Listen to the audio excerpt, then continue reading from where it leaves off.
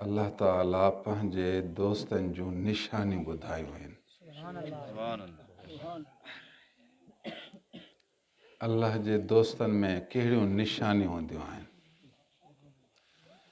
माण्हू अल्लाह जो दोस्त बणंदो आहे, ॿिए लफ़्ज़ में चओ अल्लाह जो महबूब बणंदो आहे। वल्लाहु युहिब अल्लाह मोहबत कंदो आहे त बानो थींदो महबूब, अल्लाह थींदो मुहिब। ख़ुदा जंहिं सां मोहबत करे चवणो हीअ आहे असां मुहिब अल्लाह महबूब, चवणो त ईअं आहे न। मोहबत असां कयूं अल्लाह महबूब बणिजे, पर ख़ुदा हिते फरमायो मां मुहिब थो बणिजां, बानो महबूब थो बणिजे।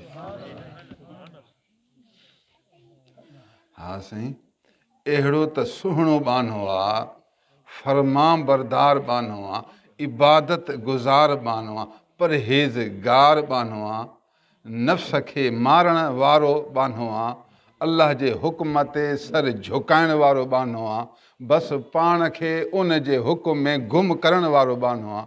पहिरीं रब जो जलवो आहे, पाण खे गुम करे छॾियो, पर जॾहिं पाण खे गुम कयो, रब जो जलवो आयो, पोइ ख़ुदा जो महबूब बणियो। पहिरीं तूं उएं कंदे जीअं तुंहिंजो रब चाहे, पहिरीं ईअं कंदे जीअं रब फरमाए, पहिरीं तूं मरंदे इन खां बाद पोइ रब तोखे ज़िंदा फरमाईंदो, पोइ जीअं तूं चवंदे उएं रब करे ॾेखारींदो। पहिरीं रब फरमाईंदो, तूं करे ॾेखारींदे, पोइ तूं चवंदे रब करे ॾेखारींदो। हासी महबूब उनखे चवंदा आहिनि जीअं महबूब चवे मुहिब उएं करे।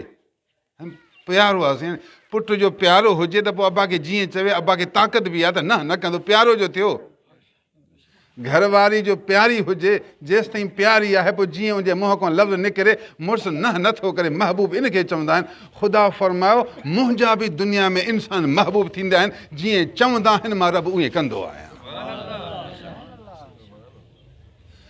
वल्लाहु युहिब्बुल मुहसिनीन, अल्लाह मोहब्बत कंदो आहे। वरी सिफ़त बयानु की, सिफ़त हुजे न, मां इहे सिफ़तूं अॼु तव्हांखे बयानु कंदुमि। फसौफ यअतिल्लाहु बिक़ौमिन युहिब्बुहुम व युहिब्बूनहु, अल्लाह अहिड़ा माण्हू पैदा फरमाईंदो जंहिंसां रब मोहबत कंदो आहे। पहिरीं युहिब चई, उन खां बाद चई युहिब्बूनहु। अल्लाह उन्हनि सां मोहबत कंदो आहे ऐं उहे अल्लाह सां मोहबत कंदा आहिनि। कानून हीअ बानो मोहबत कंदो आहे, पोइ रब मोहबत कंदो आहे, पर अल्लाह ताला हिते फरमायो अल्लाह उन्हनि सां मोहबत कंदो आहे ऐं हू अल्लाह सां मोहबत कंदा आहिनि। हिन आयत में बि युहिब फरमायो, मालूम थियो दुनिया में ख़ुदा जा महबूब आहिनि। आयत नंबर 3, इन्नल्लाह युहिब्बुत तव्वाबीन, अल्लाह मोहबत कंदो आहे उन्हनि सां जेके ज़्यादा तौबा करण वारा आहिनि। तव्वाबीन हिते बि लफ़्ज़ युहिब फरमायो, अल्लाह मोहबत कंदो आहे। अॻिते सिफ़त आहे, क़ौम जो नालो न आहे, अरब अजम सिंधी पंजाबी न, क़ौम जो नालो न आहे, सिफ़त आहे हर जा ते। वयुहिब्बुल मुततहिरीन, अल्लाह मोहबत कंदो आहे ज़्यादा पाकीज़गी करण वारनि सां। आयत नंबर 4, वल्लाहु युहिब्बुल मुहसिनीन। क़ुरान मजीद में मुख़्तलिफ़ आयतूं आहिनि, ही दलील आहिनि हिन ॻाल्हि जी त बानो अल्लाह जो महबूब थींदो आहे।